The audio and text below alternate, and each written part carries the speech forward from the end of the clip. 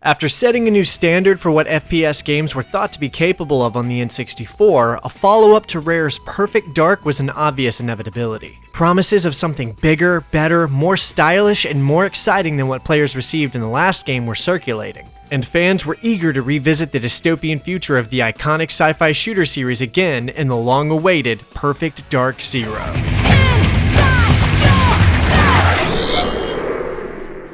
This is one game I'm pretty excited to talk about because Perfect Dark Zero carries with it quite a reputation that, in a lot of ways, might not be all that fair. The original game was one of the landmark titles for the N64, so it's not exactly surprising that there were millions of people hyped up for the long-awaited next entry into the series. And Rare was certainly working to try and deliver something very ambitious with new gameplay features that were actually ahead of their time and a story that was far more grounded in the game's dark reality.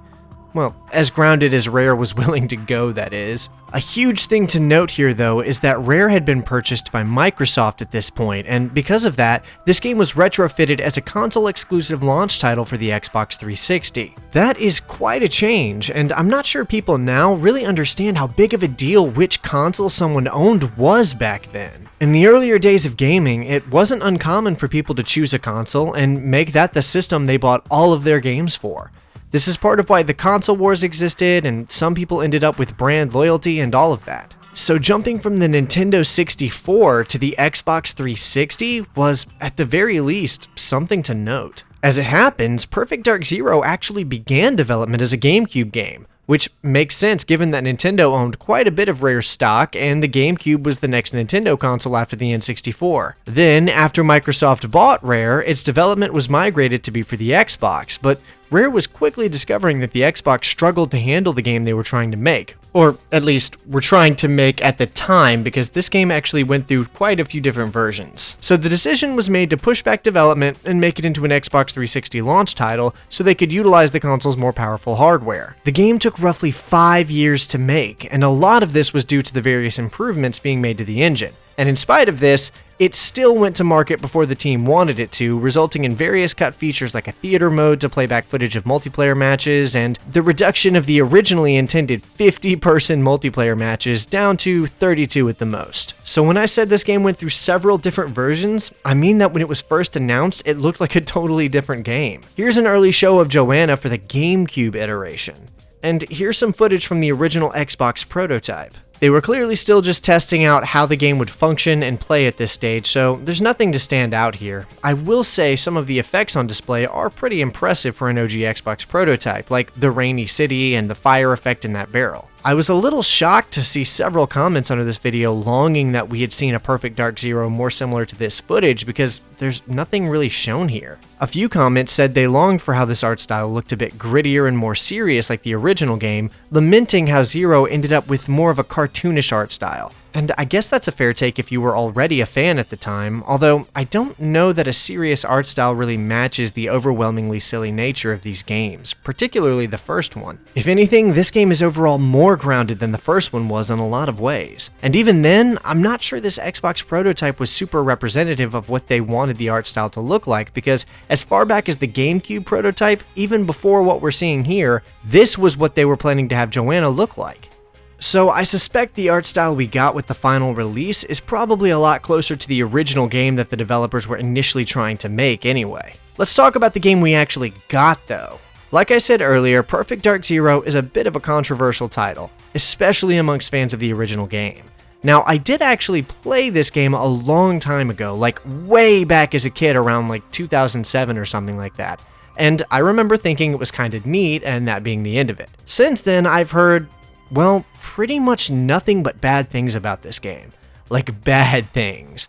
Because of how long that's been happening, I just assumed I was too young to realize how bad it was as a kid and accepted that it probably wasn't very good. Well, after playing it, I gotta say, I feel pretty lied to. I've been told this game was awful for years by more than a few people, and after playing it for myself, I just did not come out of my experience with many negative things to say at all. There could be a number of reasons for this. Maybe I went in with super low expectations, which makes everything seem better than it actually is. Maybe my tastes are just different than other people, or maybe I just have a high tolerance for bad games. Actually, I know for a fact that I do.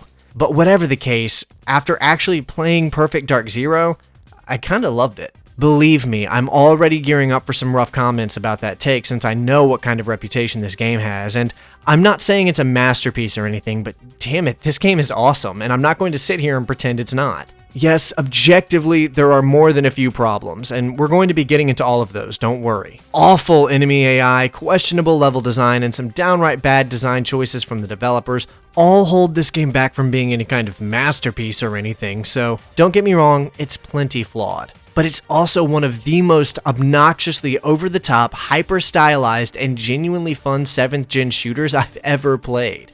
Here, you see this picture? I want you to keep this in your mind as we play through the game. I'll be referring back to it a few times later.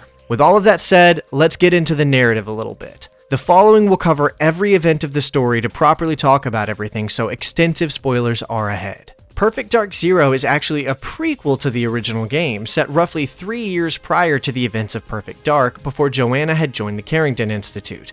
The year is 2020, and Joanna is still working as a bounty hunter for her father, Jack Dark, at Dark Bail Bonds. The two of them work together with a friend of Joe's named Chandra, who runs support for them while on missions to locate and turn in wanted people for a payday. Up until this point, Joanna has only ever helped Jack on the back end, cleaning the weapons and providing backup if needed.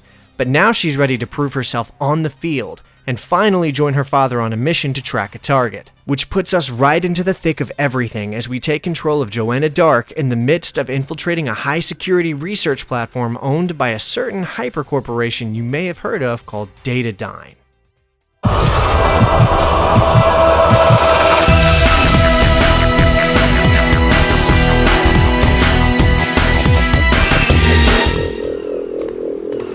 Watch yourself, Joe. You're on Datadyne property now. Our employer wants you to break in, undetected. Mega corporations don't take kindly to intruders. Security is tight. Cameras, laser tripwires. Nothing you can't deal with, but I'm on hand just in case. And we're in. This is a great introduction in my opinion. This first level acts as a tutorial for players to familiarize themselves with the new controls and mechanics they'll be expected to utilize throughout their playtime, and also to show off the graphical and technical improvements made from the previous game. We're seeing things like breakable boxes, much improved dynamic lighting, and one of my favorite new additions, a dodge roll. I feel like this move was divisive. I'm sure a lot of people thought it was useless or any number of other things, but I love this. The seamless pan between first and third person every time you roll, the fact that you can go in any direction, and also that it genuinely does help you avoid getting shot during combat, all feels great to play. We see a lot of things like this in modern shooters, but in 2005, I feel like you'd be hard-pressed to find one with comparable mechanics, and even then, it probably would not be integrated nearly as well. Another thing you'll notice is the cover system. Again, we have seamless camera transitions between first and third person, and this predates Gears of War by nearly a year, which is really cool. It's not like Gears of War invented jumping in and out of cover like this, but it certainly popularized it. I love the idea, and getting to see Joe hiding in cover does a lot for immersing us in this spy thriller in a more cinematic way, but unfortunately, this is one mechanic that just isn't implemented very well. I still used it a lot because I thought it was really cool and immersive, but it's often unresponsive and sometimes just straight up puts you in the wrong part of whatever cover you're trying to get into. I hate that it doesn't work very well because I like the idea in theory so much, but it really does feel pretty janky to try and use. Here we see the return of the Cam Spy, and it runs pretty much how it did in the first game, but now with an EMP charge to add an extra layer of gameplay to it. After self-destructing the Cam Spy to take out the central CPU, the local spider bots immediately start going crazy and attacking everyone, which gives us a chance to really start playing with the combat a bit more. And said combat flows pretty well too. It doesn't have that same dialed-in retro feel we got on the N64's Perfect Dark, but it does give us a very solid shooter experience that feels on par with a lot of the other shooters we'd go on to see on the 360 and other 7th gen FPS games. Not to mention, this all does look really great for a game released in 2005 as a launch title for the Xbox 360 and from a team of only around 25 people, which is notably a fraction of the team working on Halo 3 at the time. After fighting our way to the upper deck, Joanna relinks with her father, Jack Dark, as the two fight their way through a horde of Datadyne employees, including a series of jetpack enemies. They're really going for the futuristic elements here this time. Eventually, we make our way to the entrance where the shuttle is about to launch, running as fast as we can as bullets scatter all around us until finally... Simulation terminated. That was some trip! You did good, kid. But tomorrow night, the mission's for real. It was all a simulation, sponsored by Samsung apparently. Yeah, so this tutorial is literally an in-universe VR mission where Jack and Chandra are gauging Joe's readiness for field work, and after completing the simulation, Jack determines that Joe is finally ready to accompany him on his next bounty hunt. I like this. It not only makes for a great action-packed opening level, but also totally fits in the world we're getting into, since part of this game's plot is the invention of a hyper-realistic VR combat sport called Deathmatch. After proving her mettle, Joe joins Jack on a mission to a nightclub in Hong Kong. Jack infiltrates from an entrance in the back of the club and sends Joanna around the front to locate and mark the locations of a few enforcers around the area just to be safe. And I gotta say, would you just look at this? I have no idea why I saw some people complaining about the art direction for this game. I feel like this has aged far better than if they had attempted something more photorealistic. I love this. It feels kinda comic booky in a really good way. Like seriously, I feel like every character just walked out of a comic book panel. Anyway, the name of the game here is Stealth. Yeah, there is some stealth gameplay in Perfect Dark Zero. It's not very fun or satisfying, unfortunately, but I still went out of my way to do as much as possible just so I could get everything I could out of the experience and play the game as intended. We're here to locate and retrieve a scientist named Ziegler from a triad who's captured him and are currently preparing to trade him to some suits for a large sum of money. More than likely a hypercorp like Datadyne. Our job is to stop that trade from happening and take Ziegler back to our benefactor who's paying Jack and Joanna to be here. We'll let Jack handle that though. Our job is just to identify the enforcers and lay low. Something's interfering with Jack's transmission. I can't get through. Dark Zero! I'm taking heavy fire! Be right there! Told you to keep out of harm's way, kid! That was before you got in it. Chandra, I'm going in. Alright, change of plans. We're going in and we're going loud. After clearing out a few hostiles, we make our way around to a side entrance of the club to find a room of carefree patrons dancing the night away.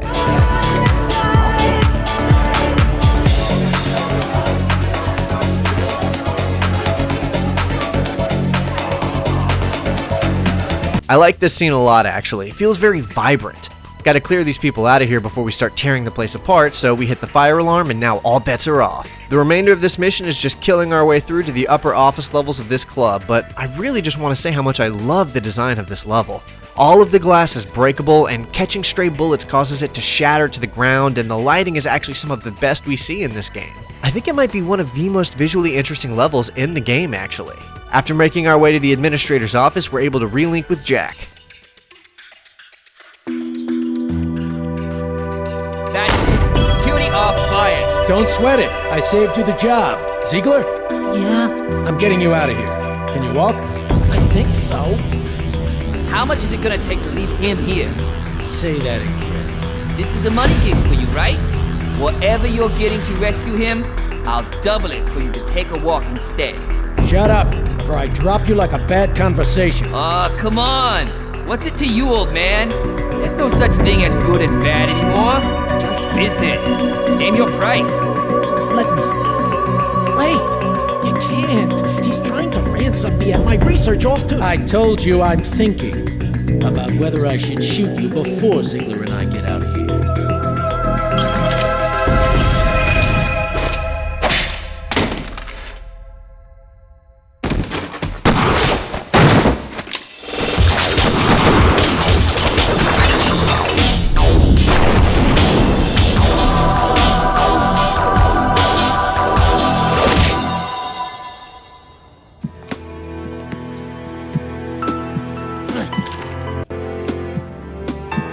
You okay? Sure.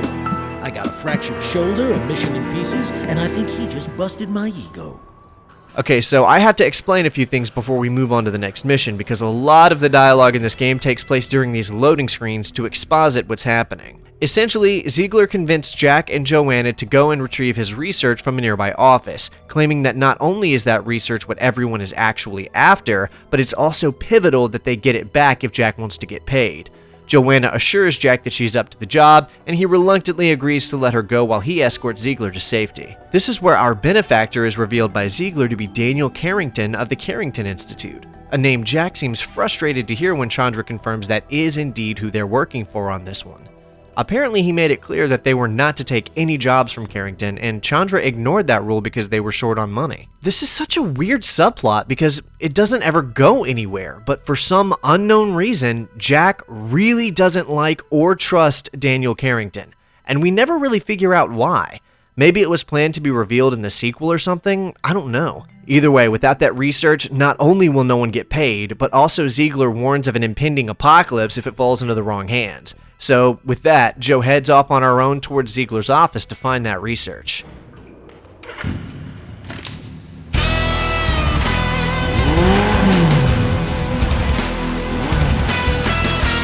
You're lost, little girl.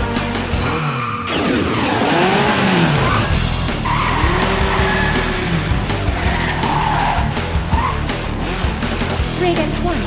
Seems fair. Joe, you okay? I got multiple... Look out! So a gang of bikers, either on the payroll of Datadyne or just part of the local triad, have cornered Joe down here and are trying to kill her. They lock the exit door with a keycard and have her surrounded.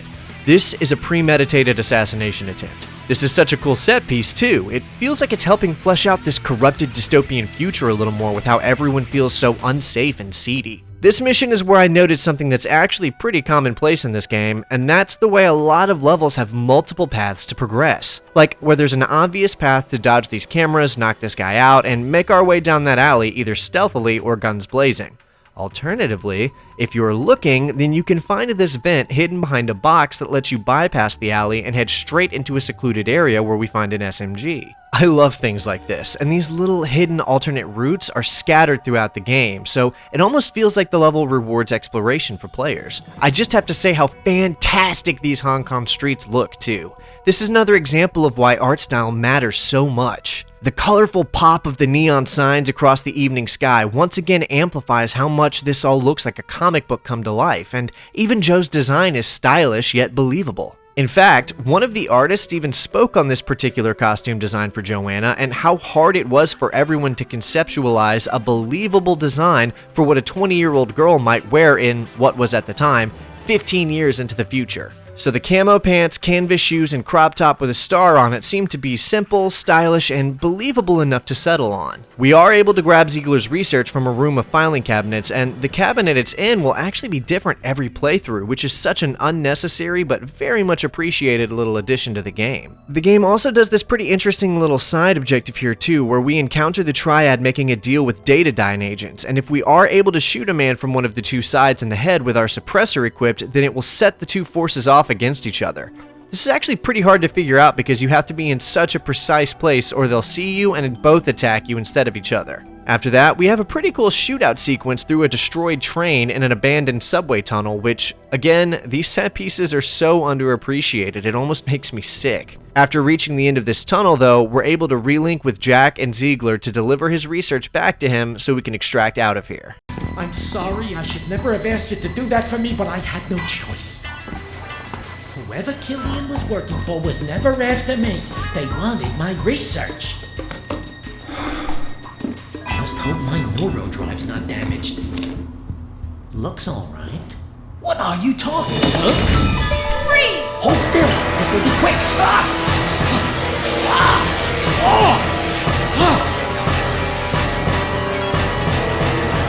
It's done.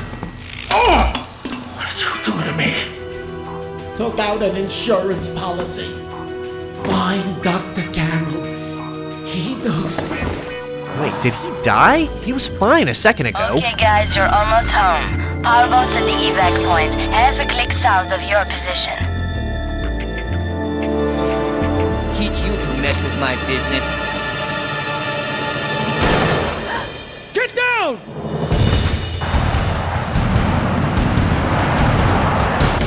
Boss? Dude, he works for you. Get That's out! totally uncalled for. Just ask him to move.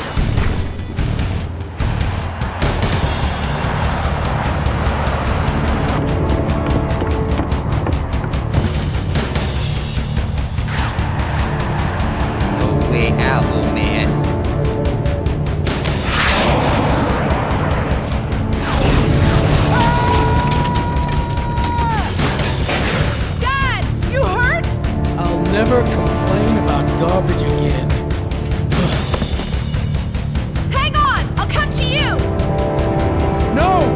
at the evac point. There's no other way.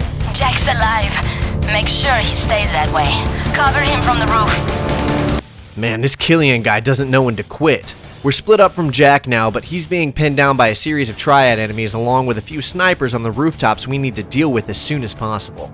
Something you're seeing on screen right now is that little box to show other happenings in gameplay.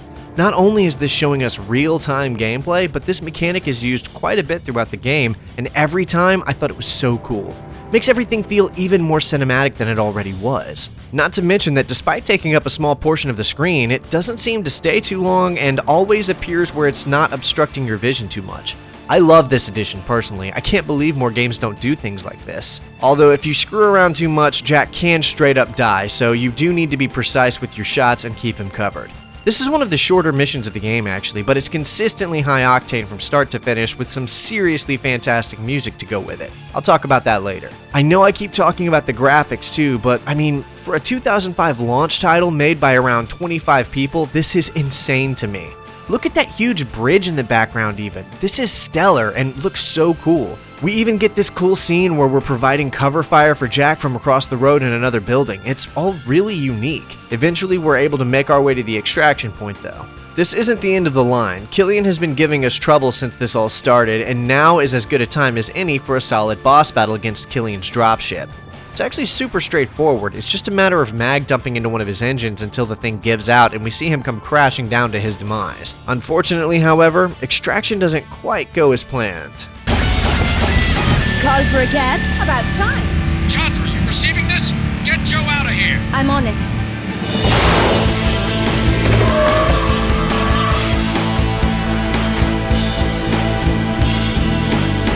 Master, we have secured the target. We're bringing him in. Okay, so there's a few graphical issues if you decide to emulate the game, but it's mostly relegated to this level and doesn't affect anything else. I do have such an affinity for overcast, snow-laden levels like this though. I think it comes from having spent my whole life in blazing hot locations where I've seen snow less than 20 times in my whole life, so locations like this always feel so exciting to me.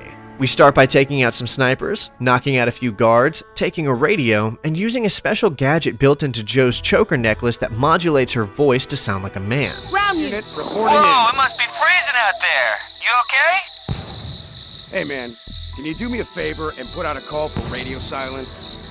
Okay. No problem, friend. Radio channel scrambled. Should stop him calling for backup. This is another new mechanic added to the game where you have to try and gauge which response to give based on the attitude of the person you're talking to. I actually think this is really cool, but unfortunately heavily underutilized across the game. I think this only shows up less than 5 times across the entire game, one of which is right after this to gain access to the compound. Hello? You okay out there? It's freezing. Can you let me in? I need to warm up. Sure. Come on in. I'll get you a coffee. Getting in here, Joanna has to pretend to be there as a professional deathmatch player, which she is canonically very good at due to training so much to go with her father. I also love this bit where we dodge through a bunch of lasers. Like, yes, this is a stylistic espionage thriller. This is Perfect Dark. We also pick up this interesting Cobra sword. More on that later. After casually walking up to the tournament room entrance, we come face to face with the CEO of Datadyne himself. Yes, that's it. You can take him. The thrill of combat, primal and pure and also human. This is the birthright of man. The fight is virtual, but the pain is real. His death shocks you. This is natural selection.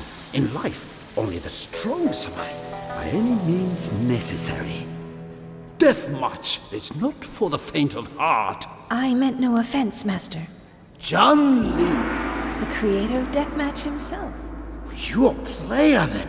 So, who do you fight for? I'm freelance. Really? Care to prove yourself with a little one-on-one? Allow me to introduce my daughter, Mayhem.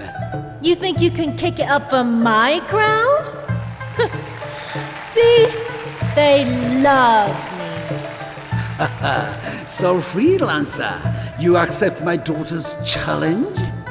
A real player would jump at the chance to take me on. You mean take you out? Let me think. Sure, I'm game. We have a new challenger! Our opponent? My own flesh and blood. The undefeated Mayhem! Combat is not combat at all without the threat of death, the song of pain! Tonight, you fight for your life. Man, this game is so stupid sometimes. So now we're in a canonical death match against the daughter of Datadyne's CEO, and it actually just plays like a real multiplayer match. This woman's name is Mayhem. Of course, that's not her real name, just her deathmatch gamertag. The fight is honestly pretty easy, even with Mayhem cheating and having these statues come to life and chase after us like this. She even starts spawning holograms of herself to try and outnumber us again when the stakes are too high, but it's still not enough, and Joe claims a quick victory over this boss battle.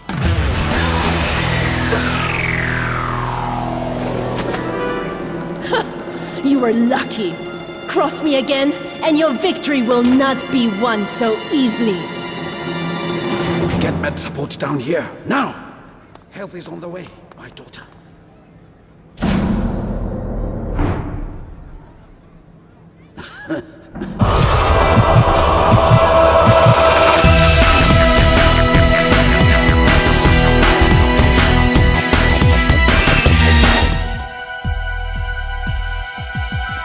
Didn't anybody tell you? Smoking kills.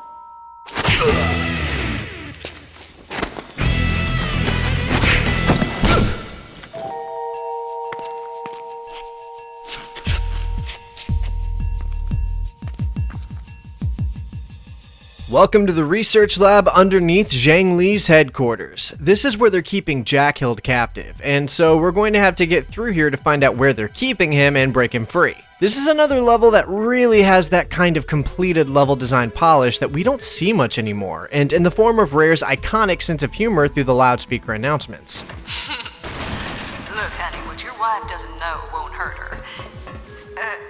Is that thing... Oh my! Attention, all workers. Please disregard this message. Thank you for your cooperation. If you like Rare's humor, then these announcements chiming in literally every 30 seconds will be amusing. If you don't, then they'll get old pretty quick. Now is a great time to talk about the pre-mission armory selection menu. Before every mission, you're able to go in and select which weapons you want to bring with you into combat. The available weapon selection increases as you come across more weapons in-game. Like, for instance, how we found that Cobra sword in the last level, and now I can select that to be one of my starting weapons for this one.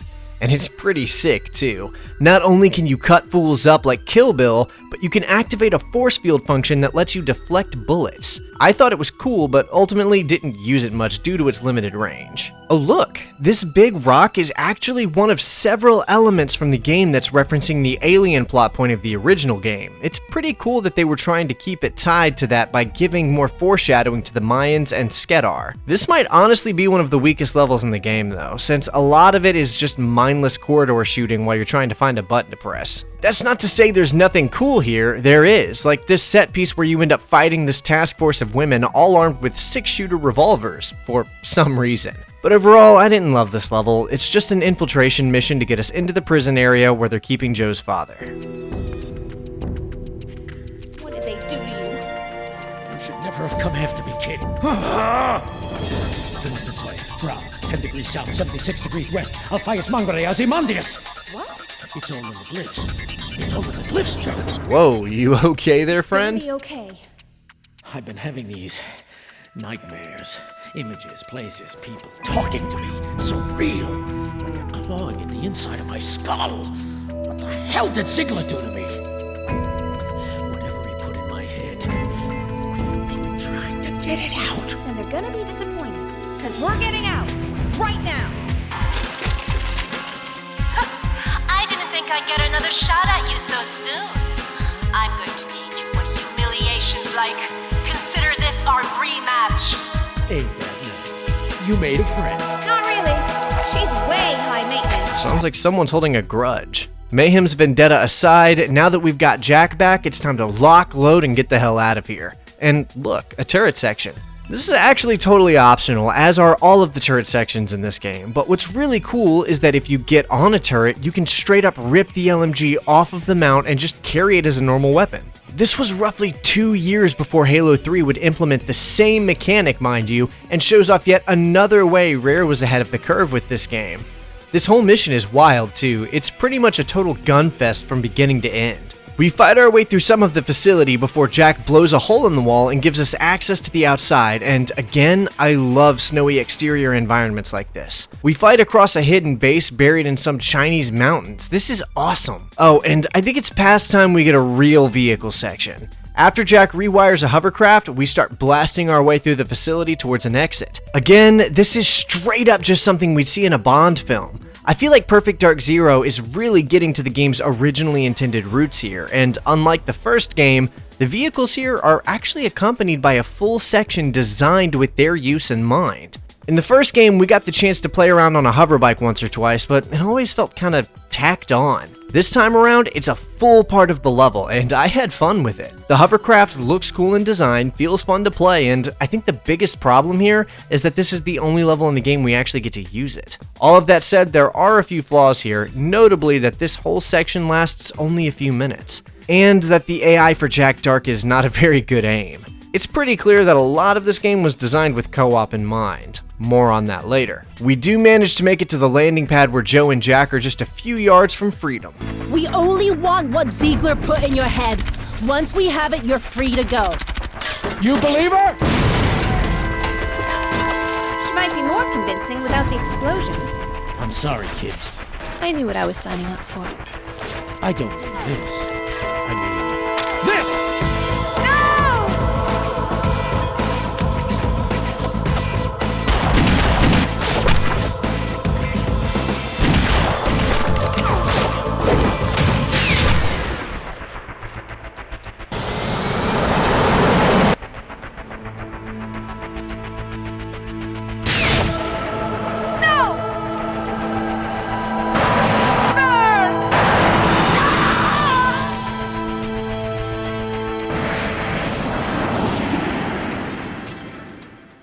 Okay, so I gotta fill in some exposition from the in-between mission dialogue. After Joe escaped on the dropship, leaving her father's body behind, she relinks with Chandra, their mission handler and the only real friend Joe has left. Chandra proposes a new mission to Joe that could help her find some revenge and resolution for her father's murder by infiltrating a Datadyne launch site and making contact with a doctor there named Eustace Carroll.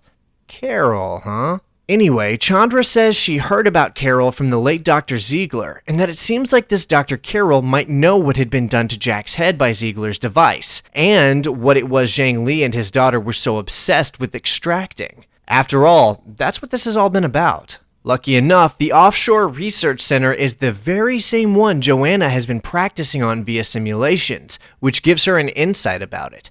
All that's left to do is touch down, gain access, and find Dr. Carroll.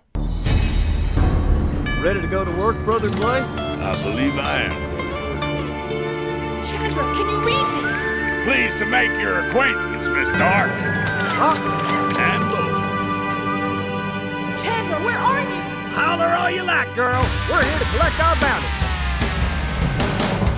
Okay, wow. So the level opens up on a boss battle that has us battling two cowboy bounty hunters with laptop guns. Dude, what even is this game? I love it so much. These two bounty hunters have arrived to collect on whatever reward was placed on Joanna, and so we have to do what we do and take them down.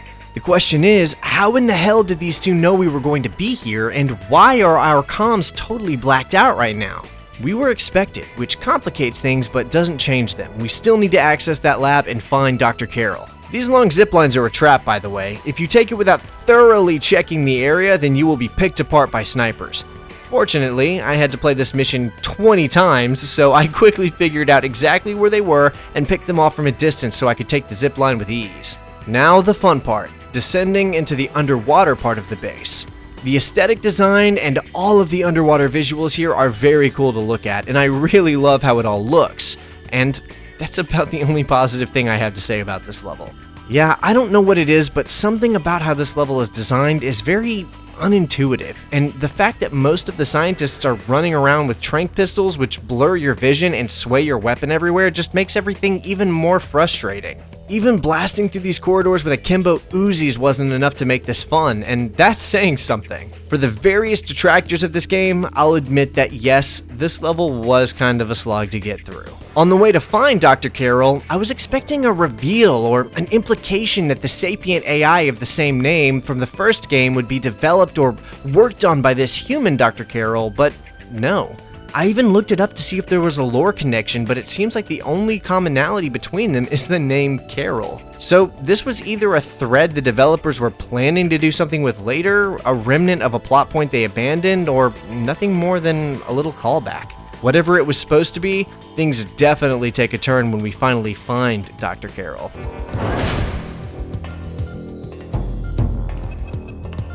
So where is it? Whatever you were gonna give Datadyne, whatever you and Ziegler were working on... was encrypted by Ziegler before he disappeared with key pieces of data. I can't access our research. My gun says different. I'm not lying. Ziegler and I were working on an algorithm that would translate hieroglyphics into English, but... Hieroglyphics? Dad said something about... My dad started babbling about hieroglyphics and all sorts of weirdness after Ziegler zapped his eyes with some device. Oh, a neurodrive. This is most fortunate. If Ziegler uploaded his research to your father's memory and your father spoke to you, your subconscious might contain the memory of the key to unlocking Ziegler's encryption. What? Hold still. This won't take a second. Yes, I believe this will work.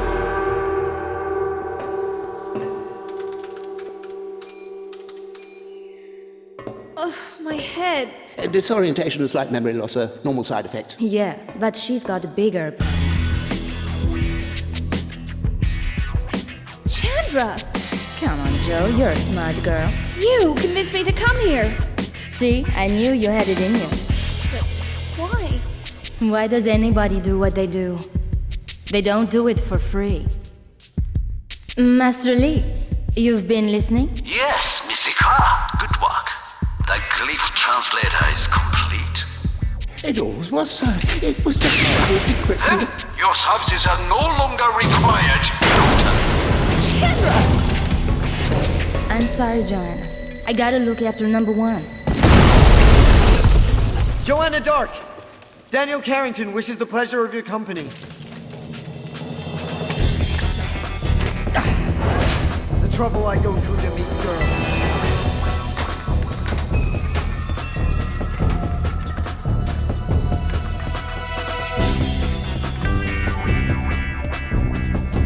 I can't leave without Ziegler's program. Come on, forge this way.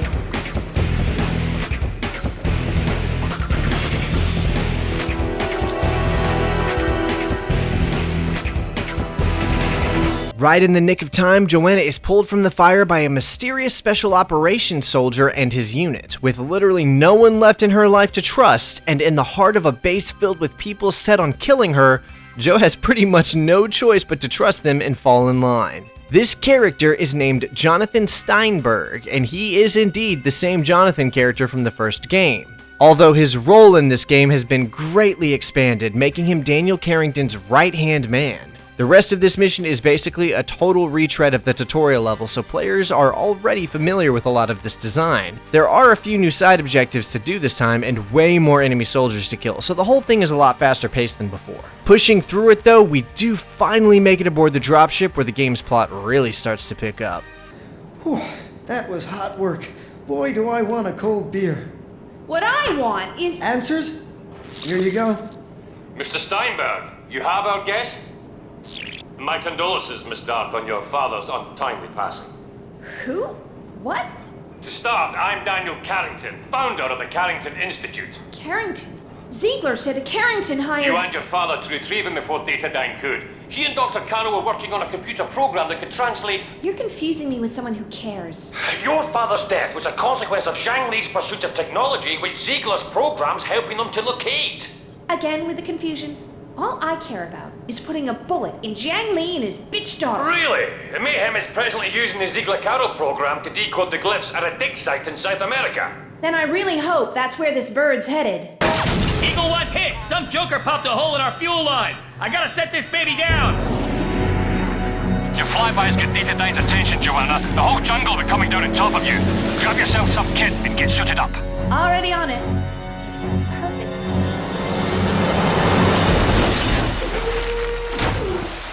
Welcome to Peru, Miss Dark. So we've touched down in Peru, not far from where Mayhem is currently holed up, but we've also got a solid legion of Datadyne mercs swarming our current position, which leaves us to hold them all off. We even get to use a P90, which I always love to see included in games. I'm not sure why, but I just love the design of this weapon, so every time a game includes it, I always think it's really cool. Plus, its alternate fire is a scope that outlines opponents in red, which, believe me, you're going to need for the next few missions. With our ride safe and sound, we venture deeper into the jungle to close the gap between us and Mayhem. Normally, I hate jungle missions, by the way, but I kinda like this one. It's vibrant, interesting, and even reminds me of the earlier Far Cry games, which I love, by the way. Also, when I say earlier, I mean 3 and before. All weapons do have an alternate fire mode, as mentioned earlier, but a lot of them don't feel overly useful, to be honest. Things like a grenade launcher or a hologram projector that, in all honesty, doesn't even work very well, a suppressor, etc. Pretty much none of them are as effective as the P90s though, with one exception that I'll talk about later. They did a great job on the jungle density too. This feels great to play in. The spider bots even make a comeback, and they're very annoying to deal with, honestly, but I mean, it's cool that shutting down their sensor towers is a side objective. Eventually, we start closing in on a dropship pilot who's being held captive by Datadyne soldiers, so we obviously have to clear through them and free our boy. Then I accidentally let him die right after this, but you're supposed to save him. Never mind, look at this! The game gives another vehicle section, and I mean, look at this! They straight up programmed in a literal jetpack sequence. They didn't have to do this, and it's mad janky, but damn is it cool to play. This is the only other vehicle segment in the game, but I mean, they gave us a jetpack with mounted machine guns and just let us go wild with it. There's people who hate this game, by the way. Like, I've seen no small number of genuine detractors for this game, and it blew my mind more and more every minute I spent with the game. The only real issue with this sequence is how short-lived it is, lasting only a couple of minutes before we clear the level and move on. Carrington, I'm at the dig site. You're gonna want to see this. Relaying my signal now. Now what's dumber than a half-wit? But it says right here, star people. Which must be their term for gods. Or extraterrestrial? Don't say it. Don't say extraterrestrial, or alien, or xenobiological. The star people were immortal, like gods, and as death approached, they would submit themselves to Graal, a source of infinite power and life. Well, this glyph suggests some kind of device. No doubt powered by the artifact Mayhem's looking for. No doubt. But the tribes of Earth grew jealous of their powers and turned on their gods, rising up against them, forcing them to flee Earth and disable the Graal. Flee Earth? Indicating alien... This is how you lost your tenure, isn't All it? personnel, we have the power source. Pack your stuff and move out! What? We're gonna walk out on the find of a lifetime? No, we're gonna run. The clock is ticking, Joe. Use your bug spy to plant a tracker on the power source before Mayhem can escape with it. Yeah, so obviously they're alluding heavily to the alien aspects of the original game, which is nice. I was admittedly a bit critical of the alien plot points while talking about the first game, but even so, totally shying away from it in this game would have been the wrong way to go about it, in my opinion. Owning it is the smartest thing to do, and the central plot point of this game ties directly into and even foreshadows the aliens with references to alien hieroglyphics and some kind of hidden powers buried from aliens in the past. Which aliens, you ask? My guess is the Cetans, since they were the more ancient ones. My issue was more how the aliens were presented rather than the alien inclusion outright. Deus Ex handled it much better, I think. Anyway, this level is one I ended up having to replay over a dozen times because it's on a timer and you gotta figure out the right path and everything to do before moving on. Essentially, Mayhem is on an elevator and we have to plant a tracker on it before we miss the chance. This involves blowing up a control panel and enough cardio as we descend down this old temple to make me feel tired just from watching Joanna do it. Replaying missions to learn them harkens back to the original game's design in a lot of ways, so I'm totally fine with this. I thought it was pretty fun, honestly. The aesthetic of the temple is very cool too. And we even have a plethora of traps that look straight out of an Indiana Jones film. I don't care what anyone says, this is the right kind of over-the-top cheesiness I want to see in my games. I feel like this is a more realized version of what the first game was going for. Once we get to the lift, we pull out our handy cam spy to plant the tracking device. All seems to be going smoothly until...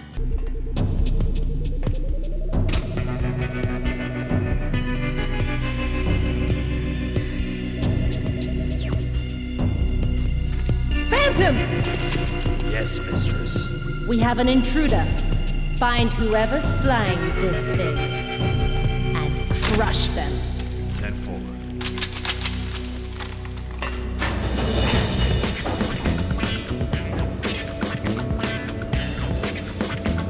Well, things just got interesting. Turns out Mayhem has a personal special forces unit called the Phantoms working for her, and not only are they equipped with high-tech plasma rifles, but they can also cloak themselves using some kind of stealth camouflage. I'm pretty sure they're stronger and faster than standard enemies too, but Joanna has one major advantage over them: the plot.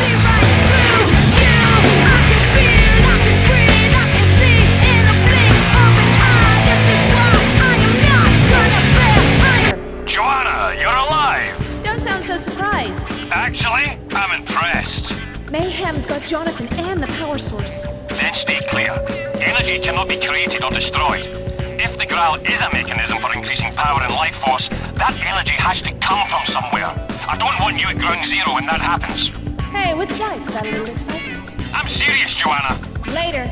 I've got a plane to catch. Okay, so more mission briefing exposition to cover. Essentially, Carrington has tracked Datadyne's forces, all culminating at one point on the African coast. Mayhem is heading there right now, and Joanna is right behind her, stowing away on one of her dropship's landing gear. Turns out Jonathan and his strike team were captured by Mayhem's Datadyne forces and are being held hostage on the ship flying right next to the one Joanna was hanging on to as they flew from Peru to Africa. That's some dedication. All of this is over something called the Graal, an ancient, presumably alien artifact that Zhang Li believes will grant him not only immortality, but also the power to absorb the life force of other human beings, thereby granting him immense power. So with that said, Joanna drops in on the roof to avoid being spotted so she can find Jonathan and his team and start moving to stop Zhang Li from getting his hands on the Graal. The plasma rifle makes playing through this level pretty effortless in a few ways. Not only can we use its alternative fire to turn invisible for a brief period of time, but its blasts are like a 1 or 2 hit kill, and it self-recharges so we don't need to worry about running out of ammo. We're able to utilize the stealth camouflage feature of our fancy new plasma rifle to rescue Jonathan and fight alongside his strike force through this African town that seems to have been completely occupied by Datadyne mercenaries. Seriously, we don't see a single civilian across the whole city. It's a ghost town. I'm wagering Zhang Li used Datadyne's extensive financial resources to straight up vacate the entire city because of its proximity to the Graal's suspected location. I do like this mission a lot though. Having firefights in these city streets like this alongside a unit of allied operatives is a special kind of cinematic that Perfect Dark really doesn't give us outside of this one mission. I mean, as a series, not just this game. This is a particularly climactic mission. After fighting their way to Mayhem's position, Joanna finally has her chance at revenge for what happened to her father back in China.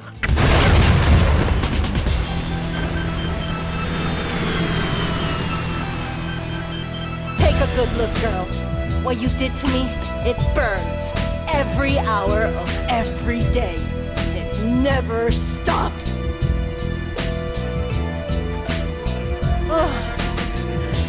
And when I look in the mirror, this stares back at me. So now your looks match your personality. Joe Dark, always there with a snappy one-liner. Keeping a lid on your feelings. Good girl. Just like Daddy taught you. My father. Tell him Mayhem sends her regards. So far as boss battles go, this is probably the weakest one in the game, although none of them are all that good, really. Maybe it would have been harder if the plasma rifle wasn't such a beast, but because of that, it only takes a few well-placed shots to totally destroy Mayhem's hovercraft and turn what's left of her into celebratory fireworks. Congratulations, team. All units commence Operation Inferno. We are going to send Shang-Li straight to hell.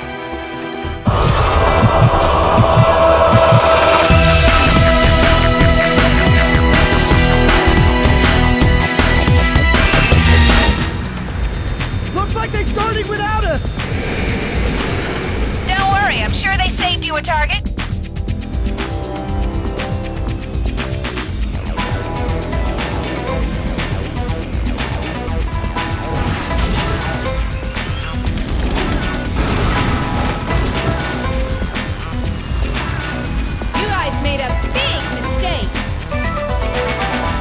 Well, Datadyne has certainly rolled out the red carpet for their signature Carrington Institute warm welcome. Making our way to the entrance of an ancient temple, we get to have a huge firefight among the ruins of the courtyard, and it's pretty cool actually. This is where the cover and dodge mechanics really shine in my opinion.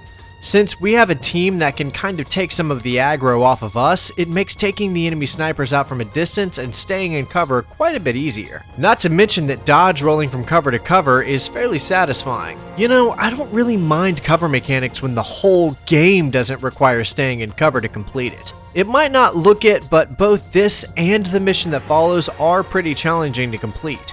There's a pretty big collection of enemies to reckon with. It's easy to accidentally take a lot of damage at once and end up dying. Once we make it through the temple though, we finally make it to the outpost where Carrington and his men have taken over and set up shop, and Joanna finally meets the enigmatic Daniel Carrington face to face. Carrington tells Joe that their forces are being held down by mortar rounds and can't cross the bridge to confront Zhang Li, and so Carrington asks Joe to take out those mortars to even the playing field. You technically can just kill your way across the bridge here, but it's very difficult.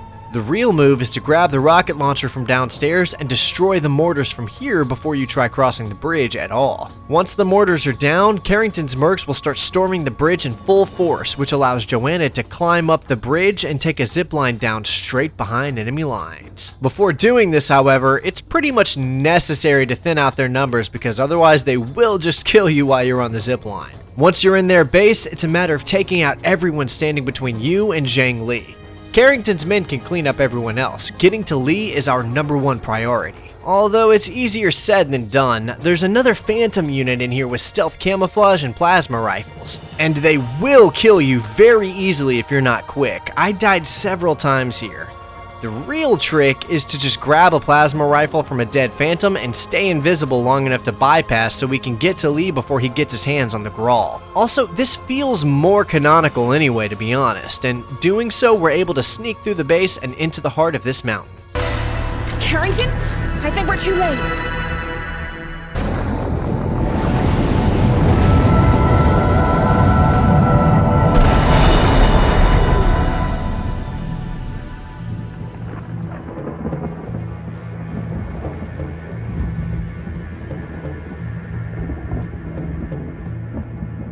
Chandra. Master Li, the Graal and its power, as promised. Now, Master, my payment. Miss Sika, my child, you have served me well, but I require one more sacrifice of you. Contributing your life force to the birth of a god!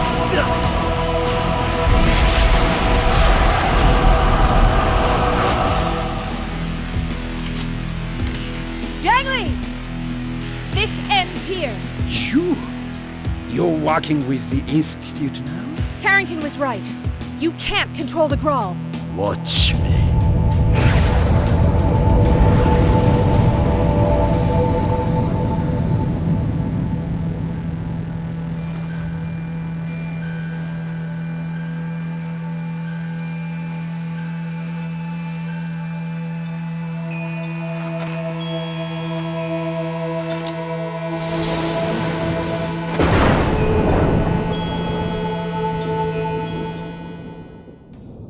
The final battle. A showdown between Datadyne's CEO utilizing ancient alien superpowers from a relic called the Grawl. Okay, yeah, this is stupid, but I think I handled this game's silly nature a bit better than the original game because I was a bit more prepared for what to expect after having played the first game. This is pretty on brand for Rare, honestly, and it is quite the set piece after all. The only thing is that it's, once again, not really a great boss battle, and in general, boss battles really aren't this game's strong suit. Although it is functional, and rolling away from a giant pillar being thrown at you is a pretty cool visual. Eventually though, we give Zhang Li the same treatment as his daughter by turning him into fireworks. I feel like there's a joke or a reference to make about this, but honestly, I got nothing.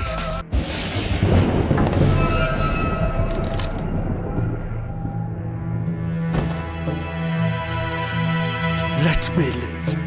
Sorry. No, not like this. All I wanted, all I've done, I did it so I could live. I have built an empire. I have become a god. But empires crumble. And the statues of our gods become dust. We're just shadows passing in the night.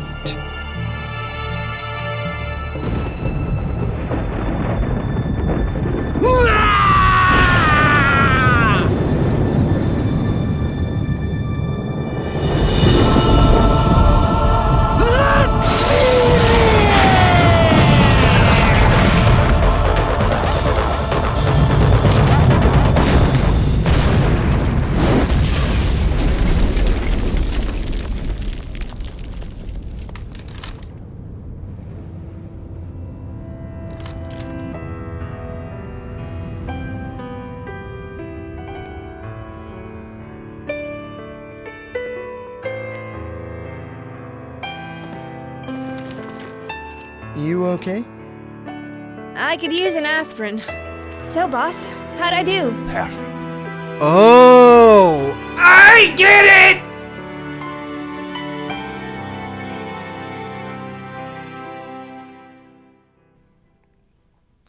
And that is Perfect Dark Zero. It's got its share of flaws and silly concepts, but for the amount of hate and disregard I've heard about this game for the past decade or so, this may as well be a masterpiece. I gotta be honest, I don't get it. I thought this game was great, and I've kind of come to the conclusion that the vitriol I've seen on this game must have been from a few echo chambers or something, because it was universally very much liked on release, at least critically, but I'll get to that. I mean, for an Xbox 360 launch title, this was a really great experience, and even with the benefit of hindsight, is still one of the boldest FPS games I've ever seen stylistically. I mean, there's an enormous amount of ambition on display here, between seamlessly blending third-person elements into first-person gameplay, adding in functional cover mechanics and vehicle sections, the live gameplay comic panels to inform the player of certain things. It's a hugely unique experience, unlike pretty much anything else I've ever seen. Although with that being said, there is something I've had to come to terms with about myself. Despite being more than capable of separating the objective from the subjective more often than not, and feeling like I'm pretty good at differentiating between a good game and a not so good one, I have accepted the fact that I am, and this feels taboo to say, but I know it's true, sometimes a style over substance kind of person. It just doesn't really matter to me how much depth you add to something if it all looks drab and lame. But I can easily overlook a lack of depth if it all looks cool and clearly emphasized a rule of cool design. A lot of what I liked about this game was how it so confidently knows what it's trying to be and 100% goes for it all of the way, all of the time. Perfect Dark Zero is a uniquely stylish, high-octane thrill ride, and although it falls flat on its face on a number of ideas, it soars so high with others that it felt balanced out to me. I know I say this about most of the console-locked games I cover, but this game really deserves a proper PC port, and there's actually no reason why we shouldn't have one. Rare is literally owned by Microsoft, the same company who owns the Windows operating system and who is synonymous with the PC as an idea. I mean, I guess there wasn't much incentive to put the work into giving this game a proper port up to now, given that a lot of fans weren't overly fond of it, but with the reboot on the way, I think now would be the best time to touch up both the original, the 360 remaster, and Perfect Dark Zero, then bundle them all up into a remaster package across modern consoles and PC. That may actually be something being worked on now, we'll see, but I would love to see that happen. With that out of the way, there's quite a few other things I want to talk about the game before we finish up with it. Like, for instance, where's Joe's accent? In the first game, she has a British-like accent, but in Zero, it's gone. Well, there's no explanation for this in-game. Joe and her father are both from North America, and she was born in Georgia. I think Rare just didn't really care about her backstory in the first game, and her accent is just a consequential retcon of having given her a backstory now. This is one of many retcons that came with Zero, like how Jonathan was supposedly planned to be Joanna's brother at some point during the development of the original game, but has been rewritten as Jonathan Steinberg to be his own original character. Or how a co-op character named Velvet Dark was planned to be her sister, and at one point even briefly considered to receive her own game, but has since been retconned out of all canonicity. I really feel like Crystal Dynamics could do something with the Velvet character though, we'll see.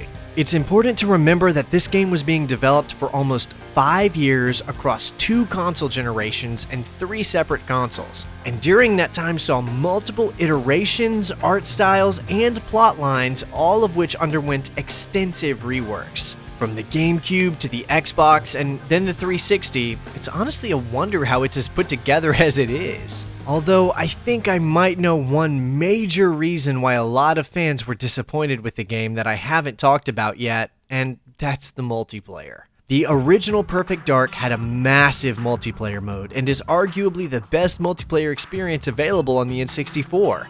I'd even go so far as to say that the multiplayer was one of the things the original was known for. So, with such a big legacy to live up to, I hate to say that the multiplayer mode of Perfect Dark Zero is one of those elements that fell flat on its face.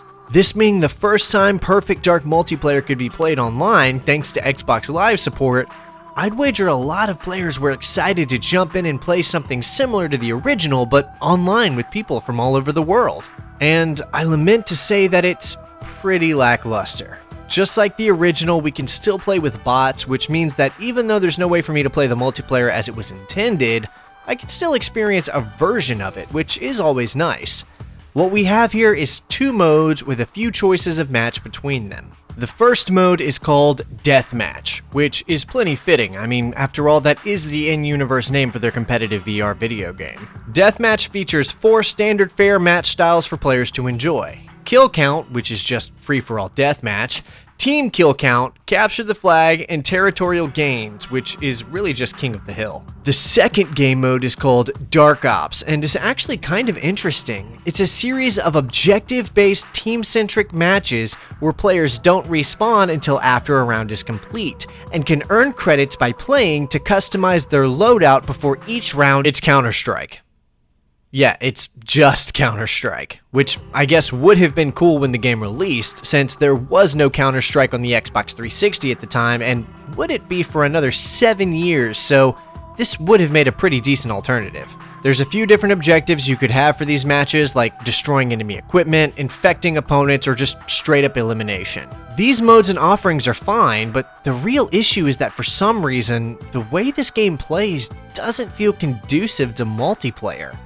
I don't know why, but when I was playing it, I was noticing that although the game's slower paced movement felt good for the single player, it feels sluggish and floaty in multiplayer. When you compare the fast-paced movement of the first game's multiplayer to this one, it's easy to see why more than a few people may have been disappointed.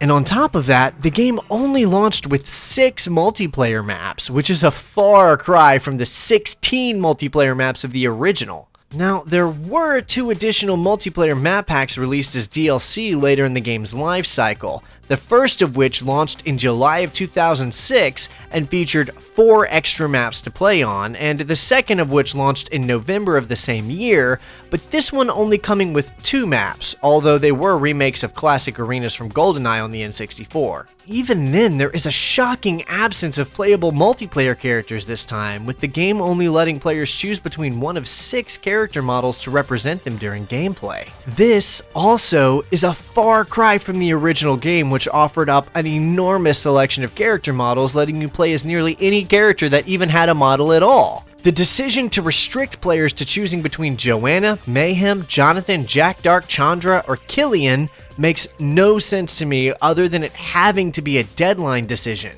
Development reports have long since confirmed that Rare was under immense pressure from Microsoft to have the game ready for the 360's launch, and as such, a few devs have even commented that they were very paranoid of potential bugs and issues being on the game when they shipped it for mass distribution because they didn't have the time to properly playtest as thoroughly as they were hoping.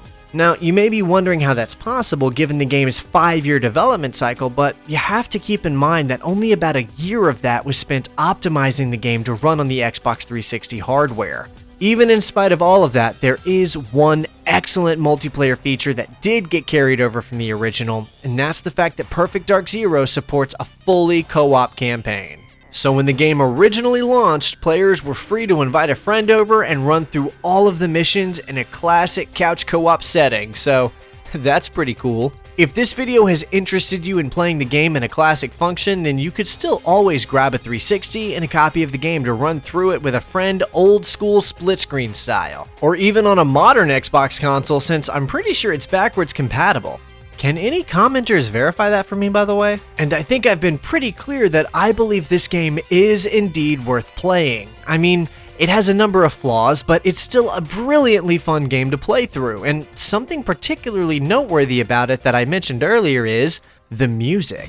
Perfect Dark Zero features an outstanding soundtrack composed by David Klinik, who is returning from the last game score actually, and for some reason, has not been getting as much work in the games industry since. I'm not going to go on a whole rant about this, but the industry of video game music is very clearly pretty closed off to newcomers.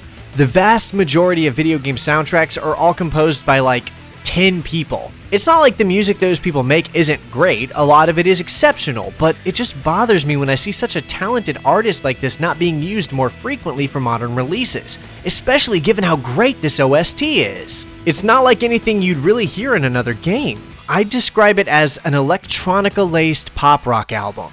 The bass guitar and drum kit are front and center here, which really helps accentuate the game's futuristic punk rock aesthetic. There's also a heavy use of keys and plenty of other real instruments to balance out the immense number of electronic elements throughout, of which there are many. Drum pads, samples, and a number of synthesizers and risers. It's just great. Each track is loaded with layers and layers of nuanced elements. There's also 2 licensed tracks from indie rock artist Morrison Poe, both of which are pretty cool, and the first of which fits the tone of the game very well in my opinion. I just thought the whole soundtrack nailed the vibe though, and it's worth listening to even if you don't play the game. Like I mentioned earlier though, the game actually was very well received critically, currently holding a Metacritic of 81 out of 100. It was met unanimously with 7s, 8s, and even a few 9s, showing that the majority of critics generally thought the game was very good, which further adds to my confusion on why I haven't heard a single good thing about this game pretty much ever. Anytime I hear it brought up, it's typically to be framed as the game that killed Perfect Dark, but that is entirely anecdotal. Maybe I'm an isolated incident having somehow only ever heard awful things about the game, but after playing it for myself, I'm still feeling pretty lied to about it. This prequel is good in far more ways than it's bad, and what works far outweighs what doesn't.